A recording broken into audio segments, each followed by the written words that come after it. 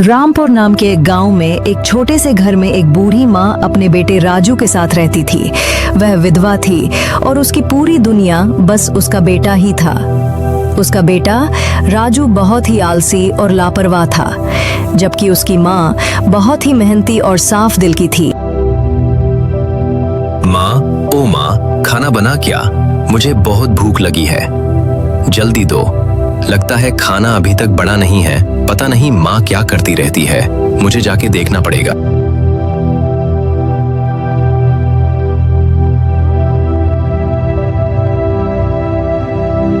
माँ, अभी तक खाना नहीं बना क्या? हाँ बेटा, बस बन ही गया। पर तूने आज खेतों में काम किया या नहीं? अरे माँ, तुम हर रोज वही सवाल पूछती हो। मुझे भी तो थोड़ा आराम चाहिए। हर समय क्या खेत में ही रहूंगा? बेटा, गुस्सा क्यों करता है? खेत तो हमारा जीवन है। अगर हम मेहनत नहीं करेंगे तो खाएंगे क्या? तुम हर बार यही पुरानी बातें करती हो। अरे आजकल ये खेत वेत में कुछ नहीं रखा है। गांव के सब लड़के शहर जा रहे हैं और एक तुम हो कि मुझे कहीं नहीं जाने देती। राजू अपनी माँ से अपनी नाराजगी जताकर बाहर चला जाता है।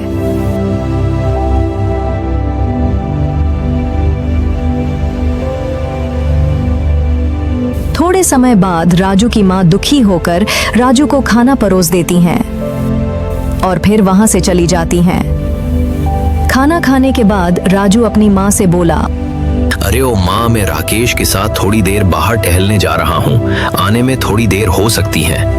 इतना बोलकर राजू घर से गांव की ओर टहलने के लिए निकल गया। उसकी माँ उसकी रोज की लापरवाही को देखकर चिंतित होकर सोचती है, अरे भगवान, मेरे बेटे को कब समझदारी आएगी? वो तो मेरी बात सुनता ही नहीं। राजू अपने दोस्त राकेश से उसकी दुकान में मिलने आया था। ये दुकान राकेश के पिता की थी, लेकिन वो भी कभी कभी दुकान चलाने के लिए दुकान पर बैठता था। राकेश और राजू दोनों बचपन के दोस्त थे। राकेश थोड़ा सूझबूझ रखने वाला और जिम्मेदार लड़का था। राजू राकेश से बोलता है, अरे राकेश भाई, आज फिर दुकान में? क्यों चाचा जी, फिर से किसी काम में गए हैं क्या?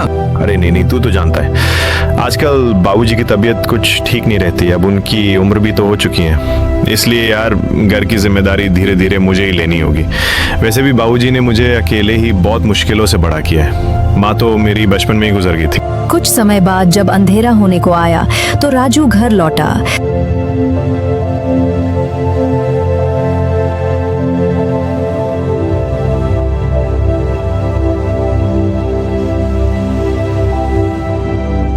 और उसने देखा कि उसकी माँ एक चारपाई पर सोई हुई थी। राजू अपनी माँ को आवाज लगाते हुए बोला, माँ, ओ माँ, तुम क्या मुझे भूल गई हो? अरे मुझे खाना चाहिए। तुम तो मुझे खाना दिए बिना ही सो गई। बेटा, मैंने अभी कुछ नहीं बनाया खाने के लिए। मेरी तबीयत कुछ ठीक नहीं है। रसोई में जाके देख, शायद कुछ दिन का बचा हुआ रखे होगी, जाके खा ले। अपनी माँ के मुंह से यह सुनकर राजू बड़बड़ाते हुए रसोई घर में गया। ये मेरी माँ भी ना खुद भी कुछ नहीं खाई और मेरे लिए भी कुछ नहीं बनाई। ये सब सोचकर राजू रसोई में दिन का बचा हुआ कुछ खाना खाकर सोने जाता है।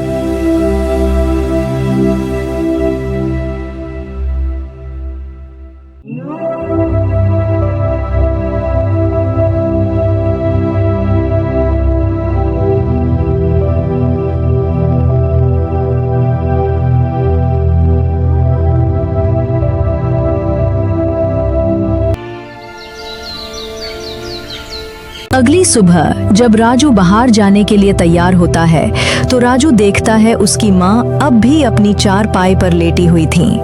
राजू ये देखकर अपने मन में सोचने लगता है, अरे आज माँ को क्या हुआ? इतनी देर तक तो माँ नहीं सोती है। माँ तो मुझसे भी जल्दी उठ जाती हैं। राजू ये सब सोच ही रहा था कि तभी राजू की माँ अचानक उठकर राजू से बोलती है, बेटा, मेरी तबीयत ठीक नहीं लग रही। तू मुझे थोड़ा गर्म पानी दे दे। माँ, मुझे बाजार जाना है, तुम खुद ही ले लो। मैं रोज रोज तुम्हारी सेवा नहीं कर सकता। बेटा, जब तू छोटा था तब मैं पूरी रात तेरी देखभाल किया करती थी। आज तू मेरी इतनी छोटी सी मदद भी नहीं कर सकता? माँ, मुझे अपने दोस्तों के साथ घूमने जाना है। तुम मुझे हर बार रोकती क्यों हो? बेटा, माँ बाप के बिना सब कुछ अधूरा होता है, पर शायद तुझे मेरी बातें अभी समझ नहीं आएगी। राजू अपनी माँ की बातों को अनसुना करके बाहर चला जाता है।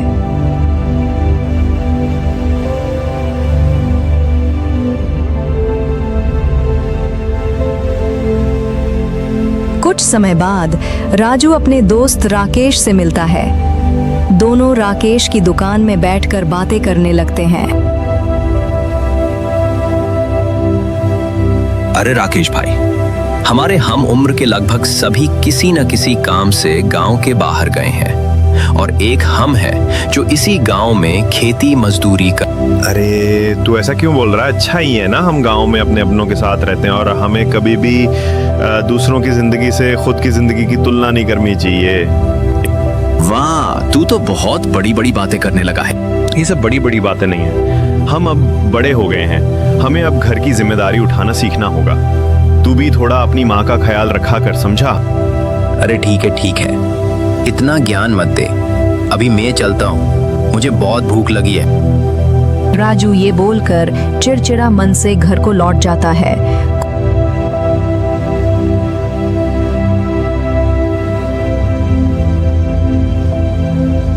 कुछ समय बाद जब वह घर पहुंचा तो उसने अपनी माँ से कहा, माँ, अरे ओ माँ, कहाँ गई तुम?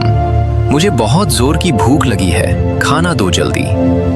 उसकी माँ रसोई से बाहर आकर बोली, अरे तू क्या सिर्फ खाना खाने के बारे में ही सोचता है?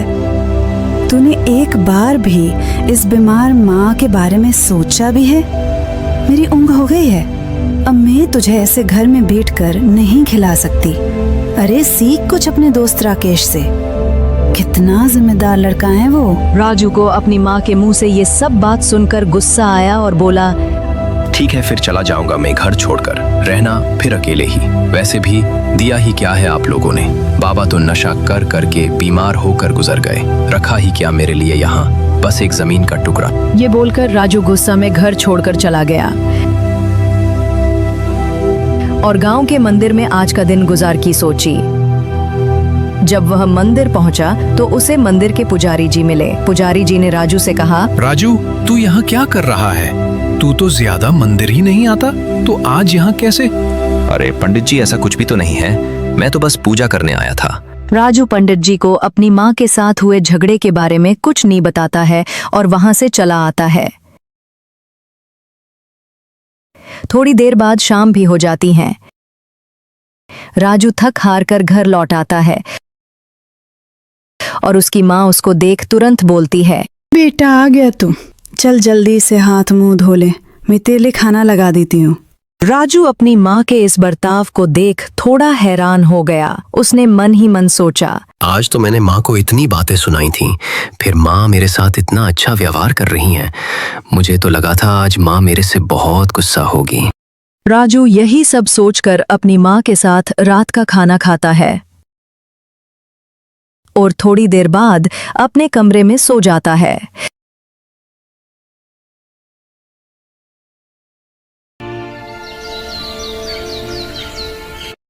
अगली सुबह राजू फिर से राकेश की दुकान में जाता है। थोड़ी देर बाद जब वो राकेश की दुकान में पहुंचता है तो राकेश उससे पूछता है कि गी, अरे राजू भाई, आज सुबह ही आ गया? आज का खेत का काम जल्दी खत्म हो गया क्या? अरे भाई, कैसे खेत? जमीन के नाम पर वो बंजर जमीन पड़ी है, कौन करे इतनी मेहनत? जिंदगी हो तो तुम्हारे जैसी, दुकान में बैठे बैठे पैसे मिलते हैं। तू हमेशा ऐसा ही क्यों सोचता है? कोई भी काम छोटा बड़ा या कम ज्यादा मेहनत वाला नहीं होता, सबका अलग अलग संघर्ष होता है। हाँ, ठीक है, तू सुबह सुबह शुरू मत हो। अब आया हो तो एक चाय ही पिला दे। दोनों को चाय पीते बात करते हुए दोपहर हो जाता है और राजू राकेश से विदा लेकर घर चला जाता है। घर पहुंचते ही उसकी माँ उससे बोलती है, राजू, अच्छा हुआ तू आ गया। तू मेरा एक काम कर दे, तू कुछ लकड़ियां काट दे। मुझसे तो अब ये सब नहीं होता, कमर में दर्द होने लगता है। अरे माँ, अभी अभी तो घर आया हूँ, आते ही काम करने के लिए बोल रही है। मुझे अभी कुछ करने का मन नहीं है, मैं बाद में कर लूंगा। राजू की बात सुनकर उसकी माँ उदास हो जाती हैं, लेकिन राजू से बिना कुछ कहे रसोई में चली जाती हैं। कुछ समय बाद राजू दोपहर का खाना खाने के बाद गांव में टहलने के लिए चला जाता है।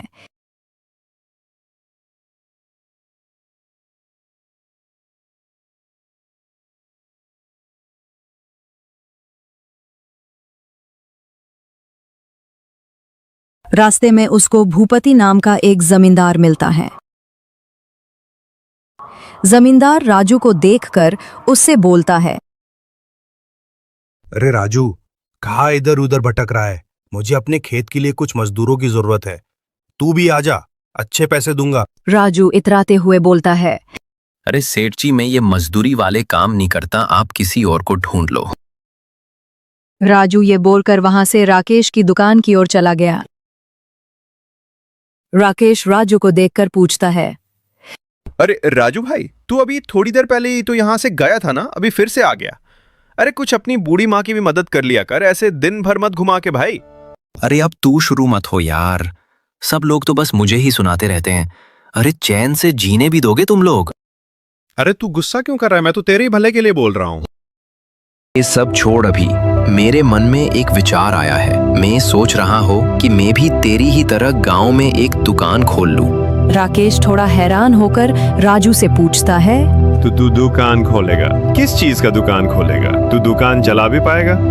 अरे क्यों नहीं भाई, क्यों नहीं, चला पाऊंगा। दुकान चलाने की चिंता नहीं है, मैं तो बस ये सोच रहा था कि मैं किस चीज की दुकान खोलूं और कहां पर खोलूं।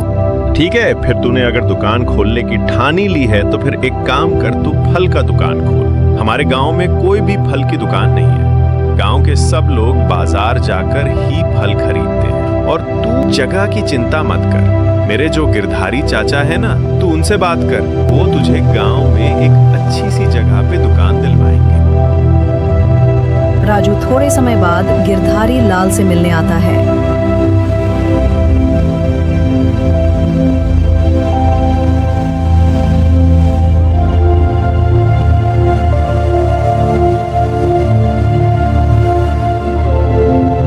चाचा, अरे ओ गिरधारी चाचा, थोड़ा बाहर तो आई, आपसे थोड़ी बात करनी है। अरे राजू, तू यहाँ क्या कर रहा है? कुछ काम था क्या? हाँ चाचा, राकेश ने बताया कि आप ही मेरी मदद कर सकते हो। मुझे गांव में एक दुकान खोलनी है और मुझे एक अच्छी सी जगह चाहिए थी। अरे वाह, ये तो अच्छी बात है। आखिर तू भी जिम्मेदार लड़का बन ही गया है। ठीक है, मैं कुछ इंतजाम करता हूँ, लेकिन हाँ, दुकान का भाड़ा हर महीने समय पर देना होगा। ठीक है, मुझे मंजूर है। आपको बहुत बहुत धन्यवाद। ऐसे ही कुछ दिनों में राजू इधर उधर से पैसे जुटाकर दुकान खोल लेता है। लेकिन राजू दुकानदारी में कच्चा था और उसे तो अपने ग्राहकों के साथ ठीक से व्यवहार करना भी नहीं आता था। धीरे धीरे राजू का दुकानदारी में भी मन नहीं लग रहा था। मैं तो थक गया हूँ दुकान में बैठते बैठते, आज तो ग्राहक भी नहीं आ रहे। कितने दिनों से कहीं घूमने भी नहीं जा पा रहा। ये दुकानदारी से अच्छा तो थोड़ा घर में सो ही लेता। ये सब सोचकर राजू दुकान बंद करके घर की ओर निकल गया। कुछ समय बाद राजू घर पहुंचा। राजू की बूढ़ी माँ उसे देखकर बोलती हैं, बेटा राजू, तू आज इतना जल्दी घर आ गया?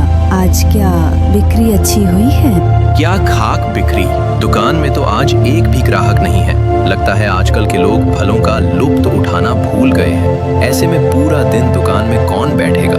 इतने से तो अच्छा है घर में बैठ के आराम ही कर लिया जाए। वैसे भी आज मौसम अच्छा नहीं लग रहा, लगता है बारिश होने वाली है। ठीक है, फिर आज तू थोड़ा आराम ही कर ले, बारिश भी होने वाली है। लेकिन बेटा, कल याद से दुकान में चले जाना। तू ऐसे रोज रोज आराम के बारे में सोचेगा तो कैसे चलेगा? बहुत मुश्किलों से तो तुझे ये दुकान मिली है, इसे अपने आलस की वजह से हाथ से मत जाने देना। हाँ माँ, ठीक है, तुम इतनी चिंता क्यों करती रहती हो? अभी तुम यहाँ से जाओ, मुझे थोड़ा आराम करने दो। ये बोलकर राजू अपनी चारपाई पर लेट जाता है और उसकी माँ खाना बनाने के लिए रसोई में चली जाती हैं। ओया, तभी हल्की हल्की बारिश भी होने लगती है। एक दिन जब रामू नाम का एक व्यक्ति उसकी दुकान में आया, अरे राजू, मुझे कुछ फल चाहिए थे रे। तू कुछ अच्छे फल निकाल दे मुझे। एक काम कर, मुझे 1 दर्जन केले और 1 किलो सेब दे। लेकिन ये तो बता, सेब कितने रुपए किलो हैं? अरे भाई, क्या दाम के बारे में पूछते हो? गांव के लोगों से क्या ज्यादा पैसे लूंगा? आपको सिर्फ 200 रुपए के भाव में दे दूंगा। अरे अरे, पागल हो गया है क्या? इतना दाम किस बात का भाई? बाजार में तो 150 रुपए किलो मिलता है। तू तो यहाँ गांव वालों को लूट रहा है रे। अरे ओ भैया, लेना है तो लो, वरना निकल लो। ये लूटने की बात मत करो, ठीक है? हाँ हाँ, जा रहा हूँ। वैसे भी कौन ही तेरी दुकान से फल खरीदेगा, लुटेरा पपलू। रामू राजू की कड़वी बात सुनकर वहां से चला जाता है। राजू के इस रूखे व्यवहार की वजह से गांव के लोगों ने उसकी दुकान से फल खरीदना बंद कर दिया था। परिणाम स्वरूप उसकी दुकान के फल खराब होना शुरू हो जाते हैं। दुकान में बिक्री न होने के कारण वह दुकान का भाड़ा भी नहीं दे पाता था और उसने गांव के कई लोगों से उधार भी ले रखा था। गांव के लोग उससे बार बार उधारी के पैसे मांगने आते थे और उसको धमकी भी दे जाते थे। अबे ओ राजू, नालायक कहीं का, कब देगा हमारे पैसे? पैसे दे, वरना तेरा ऐसा हाल करूंगा कि तुझे कोई पहचान भी नहीं पाएगा। कुछ दिनों बाद दुकान का भाड़ा न भरने की वजह से उसकी दुकान बंद करवा दी गई। लेकिन वो इतना लापरवाह लड़का था, उस पर इन सब चीजों का कोई प्रभाव नहीं पड़ रहा था। एक दिन जब राजू गांव में ऐसे ही घूम रहा था, उसको रास्ते में 2 लोग घेर लेते हैं और उसको धमकी देते हुए बोलते हैं, अबे ए राजिया, बहुत हो गया तेरा। सीधे सीधे हमारे पैसे वापस कर, वरना तुझे बहुत पिटेंगे और सारा पैसा यही वसूलेंगे। अरे अरे भाई, इतना गुस्सा मत करो, मैं आज ही तुम लोगों का पैसा वापस कर दूंगा। ठीक है, आज शाम तक पैसे मिल जाने चाहिए, नहीं तो तेरा बुरा हाल कर देंगे। राजू उन लोगों की बात से बहुत डर जाता है और परेशान होने लगता है। तभी उसके मन में एक ख्याल आता है, माँ के पास कुछ गहने हैं, मैं जाकर फिलहाल उनको लेकर जमींदार के पास गिरवी रखकर गांव वालों का उधार चुकता कर देता हूँ, नहीं तो मेरी बहुत पिटाई होगी। ये सब सोचकर राजू अपनी माँ के गहने चुपचाप चुराकर जमींदार के पास गिरवी रखने जाता है।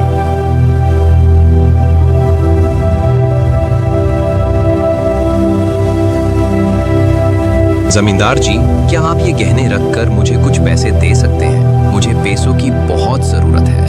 क्यों री राजू, उस दिन तो बड़ी डींगे हाँक रहे था। क्या हुआ, अब क्यों गहने गिरवी रखने आया है? अरे उस दिन की बातों को भूल जाइए ना, वो पैसों की बहुत जरूरत है। आप ये गहने रखकर मुझे पैसे दे दीजिए ना। ठीक है, तू इतना जोर दे रहा है तो मैं तुझे पैसे दे देता हूँ। जमींदार से पैसे लेकर राजू अपना सारा उधार चुकता कर देता है। ये लो तुम लोगों के पैसे, अब दोबारा पैसे मांगने मत आना। हाँ, हमें भी कोई शौक नहीं है तुमसे पैसे मांगने का, हम तो अपने हक के पैसे मांग रहे हैं। कुछ दिन बीत जाते हैं। एक दिन राजू की माँ जब अलमारी देखती है तो उसे अपने गहने नहीं मिलते। गहने नहीं मिलने पर वो बहुत परेशान हो जाती हैं और हड़बड़ाते हुए राजू को ढूंढने गांव में निकल जाती हैं। रास्ते में उसको गांव का मुखिया मिला। वो राजू की माँ को ऐसे घबराई हुई देखकर पूछता है, अरे बहन जी, इतनी घबराई हुई क्यों हो, क्या हुआ? मुखिया जी, अब आपको क्या बताऊं, मैं तो बर्बाद हो गई। मेरे गहने किसी ने चुरा लिए हैं, अब मैं क्या करूंगी? मैंने तो वो गहने मेरे बेटे राजू के भविष्य के लिए बचा के रखे थे। अरे ये तो बहुत बुरा हुआ। आपने ठीक से घर में देखा कि नहीं? मैंने सब जगह देख लिए, मुझे कहीं नहीं मिले, इसलिए मैं राजू को ढूंढने निकली है। शायद भी कुछ कर पाए। मैं इस उम्र में कहाँ जाऊंगी? सुनिए बहन जी, मैं आपसे एक बात बोलना चाहूंगा, आप बुरा मत मानिएगा। क्या हुआ है मुखिया जी, ऐसी क्या बात है? मुझे लगता है राजू ने ही गहने लिए होंगे। गांव में उस पर बहुत उधारी थी और हाल ही में उसने अपनी सारी उधारी चुका दिए थे। राजू ऐसा नहीं कर सकता मुखिया जी, वो लापरवाह जरूर है पर चोरी नहीं कर सकता। राजू की बूढ़ी माँ मुखिया की बातें सुनकर उदासी भरे मन से घर लौट गईं। कुछ समय बाद जब राजू घर आया तो उसकी माँ ने उससे सीधे सवाल किया। राजू, तू सच सच बता, क्या तूने ही मेरी अलमारी से गहने लिए हैं? अपनी माँ से ये सुनने के बाद राजू कुछ भी नहीं छुपाता है और अपनी माँ को सब कुछ बता देता है। राजू के मुंह से ये सब सुनने के बाद उसकी माँ उससे गुस्से में बोलती हैं। अरे नालायक, अब तू अपने ही घर में चोरी भी करने लगा? क्या मैंने तुझे यही संस्कार दिए हैं? अब मैं तुझे क्या ही दोष दूं? मेरे ही भाग्य खराब थे जो मुझे तुझ जैसा नालायक बेटा मिला। अपनी माँ के मुंह से ये सब सुनने के बाद राजू गुस्से में घर से निकल जाता है और जाकर राकेश की दुकान में बैठता है। राकेश उसको देखकर उससे पूछता है। राजू, तू इतने गुस्से में क्यों है भाई? मत पूछो यार, मेरा जिंदगी तो नर्क बन चुका है। रोज रोज माँ मेरे साथ झगड़ा करती है और आज तो हद ही हो गई। माँ को मैंने सब कुछ सच बताया, फिर भी माँ ने मुझे बहुत कुछ सुनाया। अरे हुआ क्या वो तो बता पहले। देख भाई, तू तो जानता ही है मुझसे दुकानदारी नहीं हुई और मुझ पर कितना उधारी आ गया था। इसलिए मैंने अपनी माँ के गहने गिरवी रखकर सारी उधारी छुपता कर दी। और वैसे भी माँ ने तो वो गहने मेरे लिए ही रखे थे ना। मुसीबत के समय में वो गहने मैंने इस्तेमाल कर लिए, तो क्या गलत किया? मेरे घर वालों ने आखिर मेरे लिए किया ही क्या है? जायदाद के नाम पर सिर्फ एक टुकड़ा जमीन और बस थोड़े से गहने। जब उससे मेरा कुछ भला हुआ तो उससे भी माँ को दिक्कत है। मैं तो तंग आ गया हूँ माँ से। तू पागल हो गया है क्या? कुछ भी बोले जा रहा है। अरे तेरी माँ तो तेरे भले के लिए ही बोलती है ना। तूने वो गहने लिए नहीं, तूने वो गहने चुराए हैं। वो चोरी करना अच्छी बात होती है क्या? तू कभी नहीं समझेगा माँ की कीमत। मुझसे पूछ, माँ के बिना कैसा लगता है? तू तो हमेशा मेरी माँ का ही पक्ष लेता है। तू मेरा दोस्त है या नहीं? राजू जब ये सब राकेश से कह रहा था तब राकेश के पिता ये सारी बातें सुन लेते हैं और वो राजू से बोलते हैं। अरे राजू बेटा, तुम तो बिल्कुल अपने पिता की तरह निकला रे। तेरी वो बेचारी बूढ़ी माँ ने तेरे लिए क्या क्या नहीं किया, लेकिन तू है कि अपनी माँ के बारे में ऐसी सोच रखता है। तू कितना बुरा बेटा है रे। तू तो अपने पिता की तरह लापरवाह और स्वार्थी है। तेरे पिता ने तो अपने नशे के लिए तेरे दादाजी से मिली सारी जमीन बेचकर खत्म कर दी, लेकिन तेरी माँ ने तेरे पिता से लड़कर तेरे भविष्य के खातिर थोड़ी जमीन बचा ली। अरे जब तू छोटा था तो तेरी माँ दूसरों के घर काम करके तेरा पालन पोषण करती थी, और अब तू उनके किए कर्मों का ये सिला दे रहा है। राकेश के पिता से यह सुनने के बाद राजू को बहुत बुरा लगा और उसको अपनी माँ के साथ किए गए बुरे बर्ताव का पछतावा होने लगा। आप सही बोल रहे हो, मुझसे बहुत बड़ी गलती हो गई। मुझे पता नहीं था माँ ने मेरे लिए क्या क्या सहा है। आपने तो मेरी आंखें खोल दी चाचा जी। मैं बेवकूफ बार बार अपनी माँ को दुखी कर देता था। मुझे तो नर्क में भी जगह नहीं मिलनी चाहिए। अब मैं क्या करूं? किस मुंह से माँ से माफी मांगूं? मैं तो माफी का भी हकदार नहीं हूँ। अरे राजू, तू मायूस मत हो। वो तेरी माँ है और माँ कभी अपने बच्चों से नाराज नहीं रहती। हाँ बेटा, जो हुआ सो हुआ। मान लिया कि तूने गलती की है, लेकिन तू इस गलती का प्रायश्चित कर सकता है। तू अभी घर जा और अपनी माँ से माफी मांग, और आगे से उनका अच्छे से ख्याल रखना। उन्हें कोई भी तकलीफ मत होने देना। बेचारी ने अपनी जिंदगी में बहुत कुछ सहा है। राजू उन लोगों से ये सब बात करके घर की ओर निकला। घर पहुंचकर राजू अपनी माँ से अपनी गलती की माफी मांगता है। माँ, मुझे माफ कर दो। मैंने बहुत गलतियां की है। मैंने आपको बहुत ठेस पहुंचाई है, लेकिन माँ अब से आपको कुछ भी तकलीफ नहीं होने दूंगा और मैं आपके गहने भी वापस लाऊंगा। माँ, मैं रोज बहुत मेहनत करूंगा।